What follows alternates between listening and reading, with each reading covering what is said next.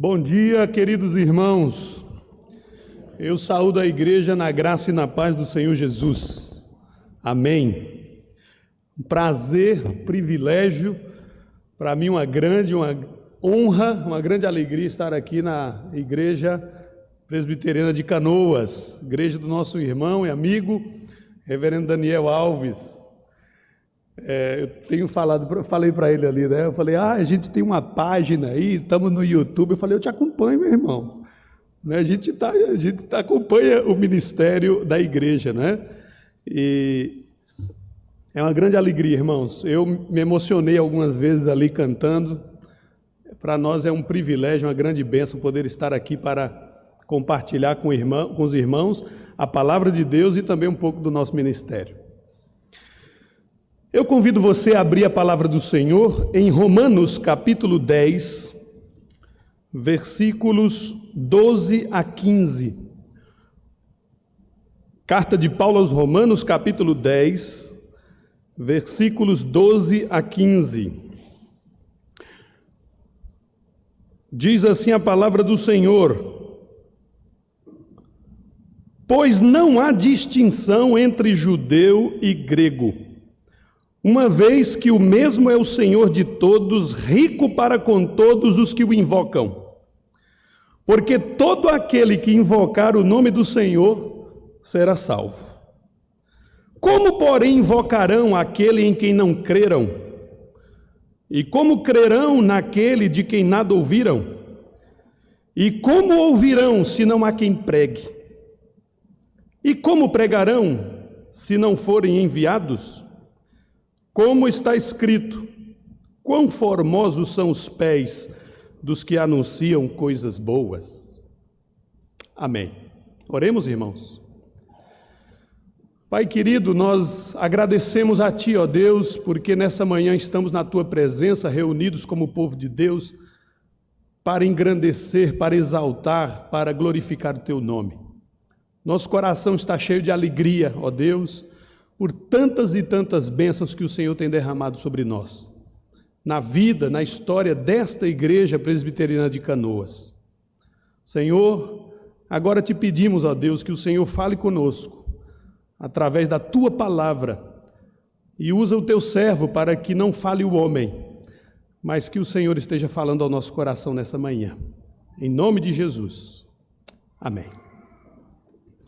Queridos irmãos, a mensagem que eu quero trazer para os irmãos nessa manhã, baseado nesse texto, é a seguinte: o texto que nós lemos fala da salvação do pecador e a missão da igreja. Nós não vamos ter tempo de falar sobre tudo aqui, então eu quero me concentrar no seguinte: a importância do cumprimento da missão. A importância do cumprimento da missão. Nós estamos aqui diante da epístola de Paulo aos Romanos e estamos comemorando hoje a Reforma Protestante. É muito interessante, irmãos, que foi por causa desta epístola que o Senhor usou na vida de Lutero, especialmente, que nasceu a Reforma Protestante. Lutero, um dos reformadores, se converteu lendo esta epístola de Romanos. Lutero era um monge católico e ele não entendia o tema da justiça de Deus na Bíblia. Ele sempre atribuía a justiça de Deus na Escritura ao juízo, à santidade de Deus que nos julga e sempre nos põe nesta condição de pecador. Então Lutero era muito rígido com ele mesmo. Lutero desfaleceu muitas vezes buscando a salvação, sendo ele já um monge muito religioso.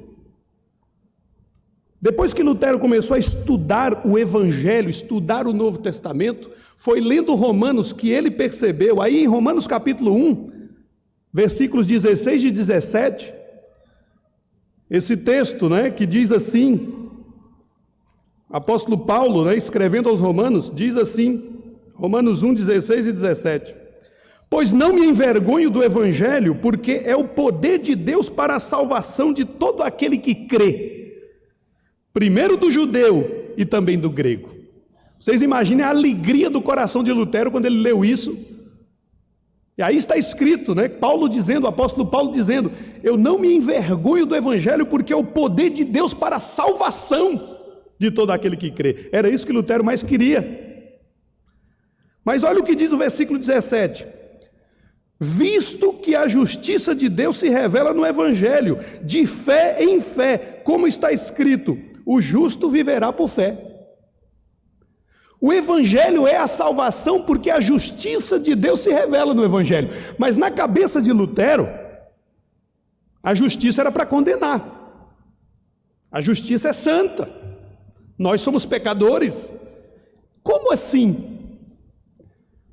E foi assim, meus irmãos, que Lutero, estudando, meditando na epístola de Paulo aos Romanos, ele entendeu que a palavra justiça de Deus aí é a justificação.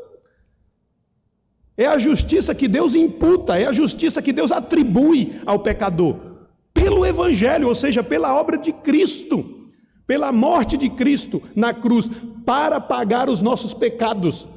Nós somos, por Cristo, declarados justos diante de Deus, justificados. A justiça de Deus em nós, para nós, se revela no Evangelho.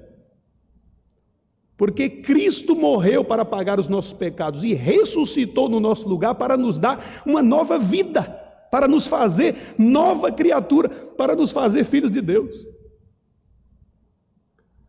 E então nasce a reforma protestante, irmãos. Lutero vai dar a vida para mostrar que o pecador é salvo por graça, por meio da obra de Cristo, e ele recebe isso somente por meio da fé. Somente por meio da fé. É isso que o apóstolo Paulo vai explicar nessa carta aos Romanos, não é mesmo? É isso que estamos celebrando, irmãos, em primeiro lugar, não é? Sobre todas as coisas, porque assim nasceu a reforma protestante. Depois vieram solas, né? Sola Scriptura, sola gratia, solo Christus, solo fides e soli Deo glória. Cantamos aqui, eu chorei algumas vezes nessa canção, que coisa maravilhosa. Eu percebi que o irmão que estava cantando também se emocionou. Não é para menos, né?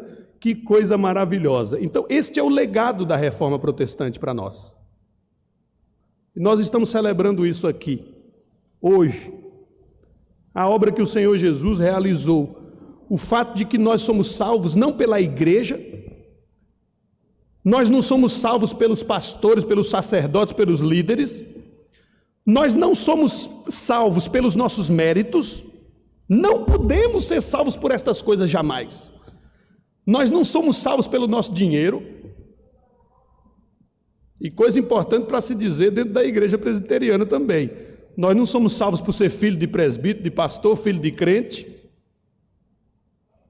Nós somos salvos pela obra de Cristo na cruz, pela sua ressurreição em nosso lugar. Nós somos salvos porque pela nossa fé nesta pessoa de Jesus e na sua obra, e somente por isso, de forma suficiente e plena, nós somos salvos.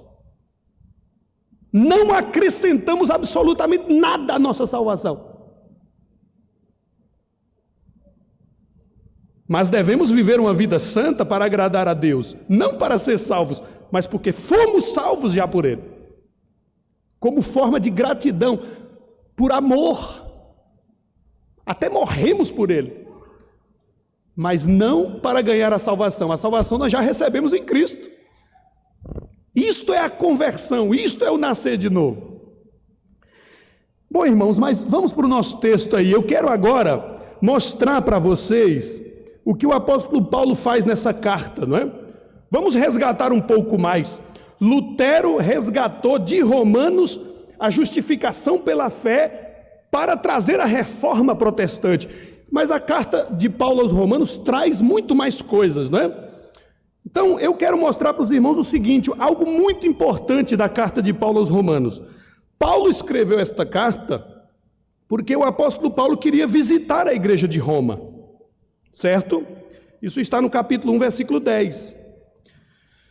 Mas com esta visita, Paulo queria edificar a igreja de Roma, compartilhando com a igreja a palavra de Deus.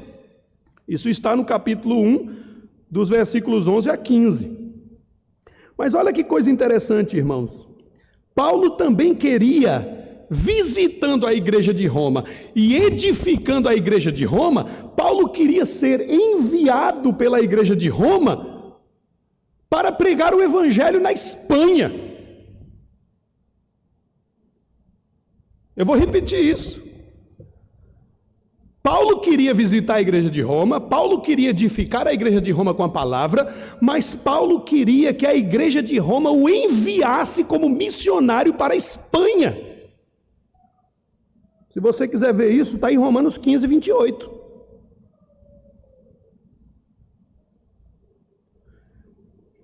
Que coisa extraordinária, irmãos. Porque esse é o contexto da carta de Paulo aos Romanos.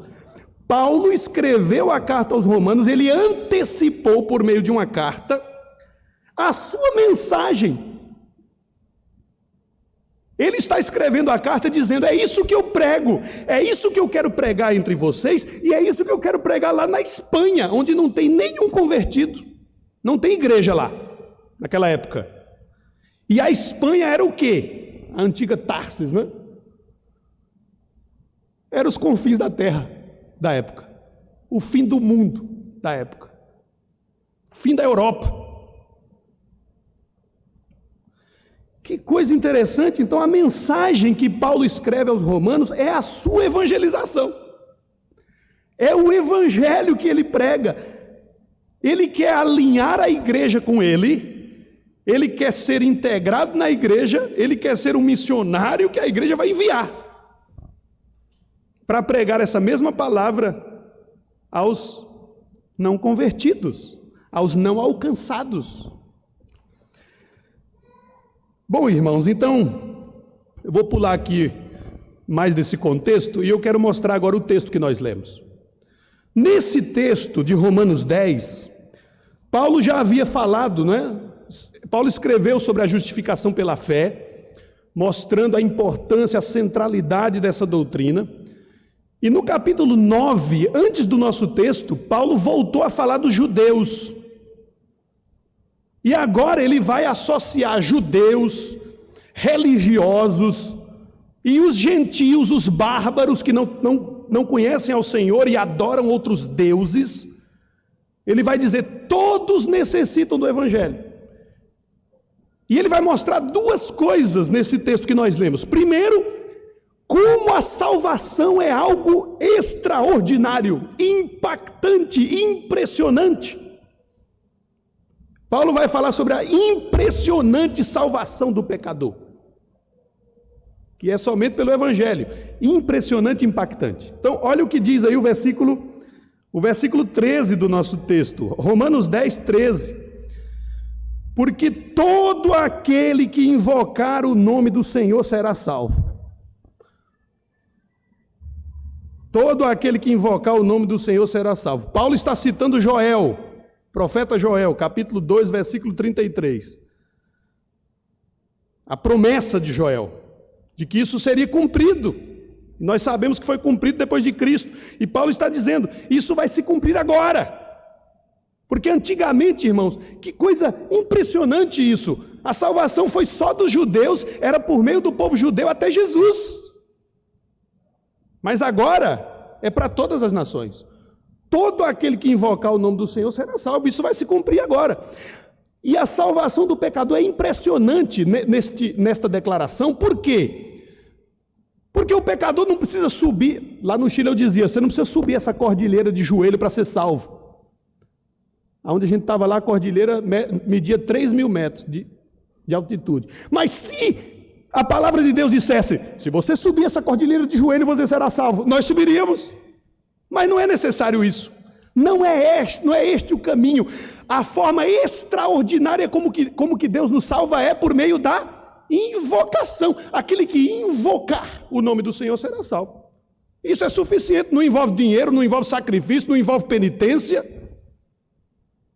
É um presente que nós recebemos porque invocamos o nome do Senhor. Segunda coisa impressionante que Paulo diz, versículo 14, como a salvação é impressionante, não é?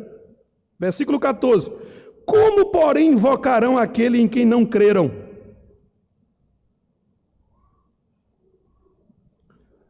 Paulo está dizendo que para invocar é preciso crer. É preciso crer. Essa frase podia ser melhor traduzida assim também. Como invocarão alguém em que não tem fé? Então é necessário crer. Ou seja, não podemos invocar, ninguém pode ser salvo invocando ao Senhor de boca para fora, ou mecanicamente. Não é um ritual.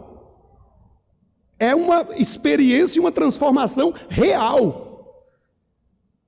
Então, é preciso crer para invocar o Senhor como Salvador, como Senhor. É uma entrega.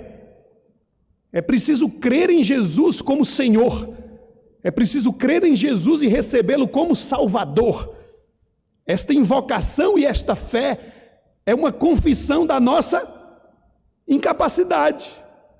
E é um reconhecimento da glória e da obra maravilhosa que o Senhor realizou para a nossa salvação. Mas ao mesmo tempo é impressionante e é impactante, porque é somente crer. Mais uma vez eu digo, não é necessário sacrifício, não é necessário dinheiro, não é necessário outra coisa qualquer. É necessário crer e invocar o nome do Senhor. Mas tem outra coisa impactante da salvação do pecador. Versículo 14, a parte B. E como crerão naquele de quem nada ouviram? Ninguém crê sem conhecer. Ninguém pode crer no Senhor Jesus sem conhecer a palavra, sem conhecer a revelação de Jesus Cristo. Os apóstolos conheceram a Jesus, andaram com ele, creram, foram salvos, confessaram. Mas nós vivemos há mais de 2000 anos da época que Jesus viveu. Como é que nós vamos conhecer a Jesus? Por meio da sua revelação, por meio do testemunho que Cristo deixou, por meio da palavra, da Escritura, por meio do ensino de Cristo que ele deixou, por meio dos apóstolos.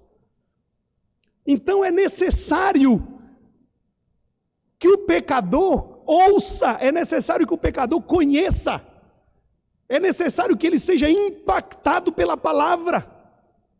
É necessário que o pecador escute que ele é pecador, que ele está perdido, que ele está caminhando para a condenação sem Cristo. O pecado é horrível, o pecado é terrível, o pecado afasta e separa o homem de Deus, o pecado é rebelião contra a glória de Deus, contra a palavra de Deus. É necessário que o pecador saiba disso e se arrependa dos seus pecados, e é necessário que ele creia em Jesus Cristo como o único e suficiente Salvador para a sua vida. Vocês já perceberam, né, a ordem que Paulo está seguindo, né? Até aqui ele está falando da salvação. É impressionante, né? Então, o que é necessário para o pecador ser salvo? Ouvir, entender a palavra, crer em Jesus Cristo por meio da palavra e invocar o nome do Senhor. E ele será salvo. Mas Paulo não para por aí. E agora vem, irmãos, algumas coisas que eu quero deixar com os irmãos sobre a importância do cumprimento da missão. Paulo atrela esta salvação ao cumprimento da missão. Olha o que ele diz agora no versículo 15. Como, porém, invocarão... versículo 15. E como... de novo, é final do versículo 14. E como ouvirão se não há quem pregue? Agora já começa a vir a responsabilidade para nós. As pessoas não serão salvas se não escutarem, se não receberem a palavra. E a nossa responsabilidade, Paulo está colocando, é levar a palavra, levar o evangelho a essas pessoas. Como elas vão conhecer para crer e invocar e ser salvo? se não há quem pregue? Que coisa tremenda, irmãos. Paulo entregou o evangelho, compartilhou o evangelho com a igreja de Roma, e ele está dizendo: eu quero ir para a Espanha, porque se nós não pregarmos o evangelho lá, eles nunca serão salvos. Essa é uma responsabilidade nossa. E Paulo está atrelando a salvação à forma como a salvação é realizada. Existe uma maneira do pecador ser salvo. É através do nosso testemunho, é através da nossa pregação. Versículo 15 agora: e como pregarão se não forem enviados? Sabe o que acontece? Muitas e muitas vezes a igreja falha porque pensa que o enviado é o outro. Quem é o enviado aí, irmãos? Mais tarde aqui na escola dominical nós vamos falar sobre isso. Todo aquele que é discípulo de Jesus, em alguma medida, é enviado pelo Senhor para compartilhar essa palavra, para pregar o evangelho, para ser testemunha de Jesus e para fazer discípulos. Estas ordens são para todos nós? Sim, são para todos nós. Não é só para o pastor, não é só para o conselho, não é só para o missionário. Todos nós somos enviados. E para terminar, Paulo fala algo maravilhoso. Ele cita o profeta Isaías quando diz: quão formosos são os pés dos que anunciam coisas boas. Esta palavra que Paulo toma do profeta Isaías é muito interessante, porque o povo, Isaías está profetizando que depois do cativeiro iam chegar os mensageiros que iam trazer a notícia da libertação do cativeiro, do fim do cativeiro. E quem já leu e já estudou um pouco, sabe que os mensageiros tinham que sair lá de Israel, lá da Palestina, de Jerusalém destruída, para ir até a Babilônia, né? Transpondo desertos, transpondo montanhas, para chegar lá sendo enviados com uma profecia para dizer: o cativeiro acabou. Agora eu te pergunto, os pés dessas pessoas que atravessam desertos e montanhas são formosos? Cheio de poeira, de suor, até de sangue, machucados. Não eram pés bonitos. Mas eram lindos. Por quê? Pela mensagem que trazem. Acabou o cativeiro. Acabou a perdição. Acabou a condenação. Porque chegou a mensagem de salvação do Rei.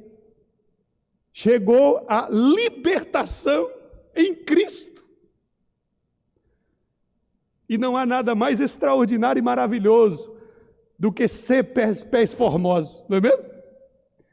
Tem coisa mais incrível, você que é crente convertido, do que ser o instrumento de Deus para entregar essa mensagem para o perdido? E quando ele aceita e se converte, é um eleito do Senhor, existe coisa mais maravilhosa nesse mundo do que realizar essa obra? Não existe, irmãos. E é isso que o apóstolo Paulo está tirando do seu coração, porque era o que ele vivia, mas também compartilhando com a igreja de Roma, para que aquela igreja pudesse ser uma igreja que participasse da obra missionária. Eu deixo com você nessa manhã essa mensagem, irmãos. Nós, como reformados, que fomos despertados há 504 anos atrás para voltar à Escritura, esta Escritura nos traz essa mensagem para que nós reflexionemos nessa manhã como é impressionante a salvação do pecador em Cristo Jesus, mas também como é importante, atrelada à salvação do pecador, o cumprimento da missão por parte de nós. Privilégio da Igreja de Cristo. Que Deus nos abençoe.